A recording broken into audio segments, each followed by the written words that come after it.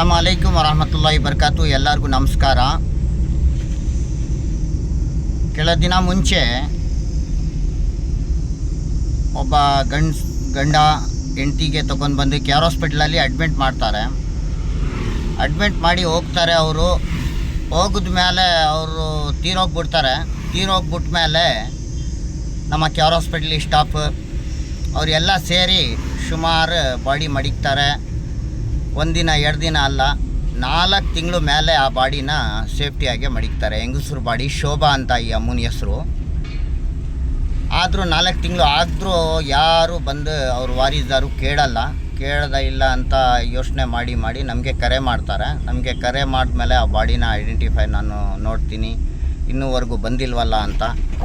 ಅದಕ್ಕೆ ನಾನೇ ಇವ್ರ ಅಣ್ಣ ಆಗಿ ಸಂಸ್ಕಾರ ಮಾಡೋಣ ಅಂತ ನನ್ನ ಹ್ಯಾಂಡ್ ಓವರ್ ತಗೋತೀನಿ.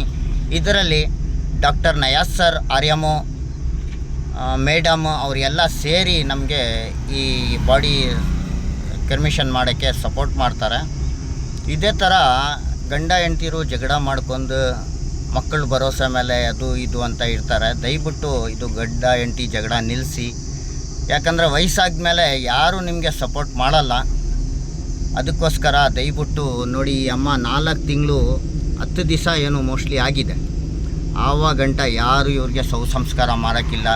ನಿಮಗೆಲ್ಲ ಗೊತ್ತಿರೋದಂಗೆ 25-26 ವರ್ಷದಿಂದ ನಾವು ಅನಾಥ ಶವ ಮತ್ತು ಪೇಷಂಟ್ ಡೆಡ್ ಬಾಡೀಸ್ ಎಲ್ಲ ಸೇವೆ ಫ್ರೀಯಾಗಿ ಕೊಡ್ತಾಯಿದ್ದೀನಿ. ಉಚಿತ ಆ್ಯಂಬುಲೆನ್ಸ್ ಕೂಡ ನಮ್ಮ ಹತ್ರ ಇದೆ ಜನಗೆ ಸೇವೆ ಮಾಡೋಕ್ಕೆ.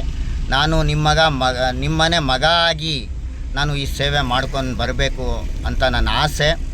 ಅದಕ್ಕೆ ನೀವು ಎಲ್ಲ ಸೇರಿ ನಮ್ಮ Insaniyat charitable trust NGO UFG body map ಫೌಂಡೇಶನ್ಗೆ ಸಪೋರ್ಟ್ ಮಾಡಿ.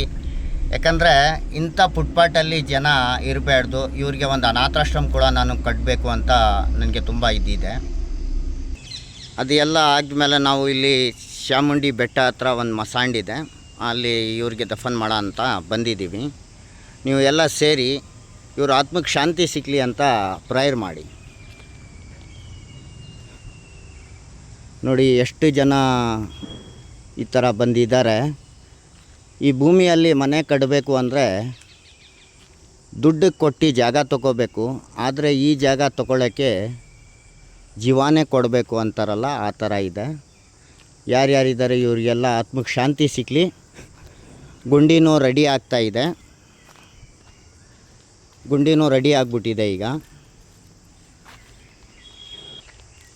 ಈಗ ಗುಂಡಿ ಎಲ್ಲ ತೆಗ್ದಾಗಿದೆ. ಈ ಜಾಗದಲ್ಲಿ ಇವ್ರಿಗೆ ದಫನ್ ಮಾಡ್ತೀವಿ. ಅವ್ರ ಪಕ್ಕದಲ್ಲಿ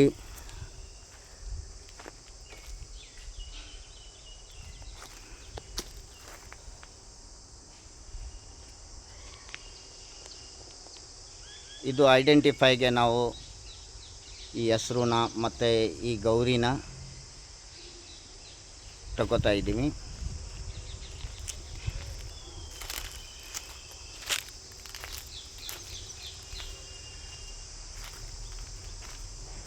ಐಡೆಂಟಿಫೈಗೆ ಈ ಮರನೂ ಹಾಕ್ತೀನಿ. ಈ ಮರ ನಂಬರ್ ನಾನು ನೋಡಬೇಕು. ಈ ಮರ ನಂಬರು ಕೂಡ ನಾನು ಹಾಕ್ತೀನಿ.